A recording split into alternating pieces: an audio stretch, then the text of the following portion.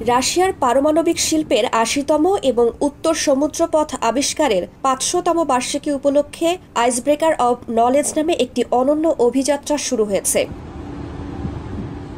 বুধবার রাশিয়ার মুরমানস্ক বন্দর থেকে উত্তর মেরুর উদ্দেশ্যে রওনা দিয়েছে পারমাণবিক শক্তিচালিত আইসব্রেকার জাহাজ 50 লেট পোবেদি। এই অভিযানে অংশ নিয়েছে ২১টি দেশের ৬৬ জন মেধাবী স্কুল শিক্ষার্থী, যাদের মধ্যে রয়েছে বাংলাদেশও। এছাড়া ভারত, তুরস্ক, বেলারুশ, চীন, মিশর সহ আরও বিভিন্ন দেশের স্কুল শিক্ষার্থীরা এতে অংশ নিয়েছে। 10 দিনের এই অভিযানে স্কুল শিক্ষার্থীরা উত্তর মেরুর রহস্য উদ্ঘাটনের পাশাপাশি পারমাণবিক প্রযুক্তি সম্পর্কে জানতে পারবে। এছাড়া জলবায়ু পরিবর্তনের প্রভাব পর্যবেক্ষণ করবে।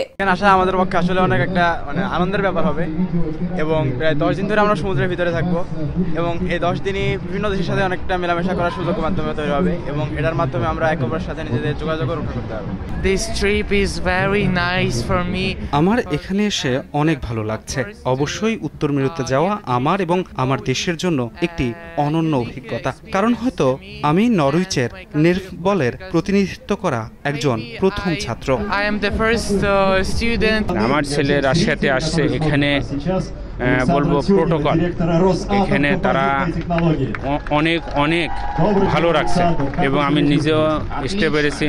নিজের কাছে গর্ববোধ মনে হয় যে রাশিয়ার মতো একটা দেশে আমাদের এত সুন্দর রিসিভ প্লাস আমাদের অ্যারেঞ্জমেন্ট, আমাদের থাকা, বাসস্থান, A to Z সমস্ত কিছু খুব সুন্দরভাবে তারা মেনটেন করছে।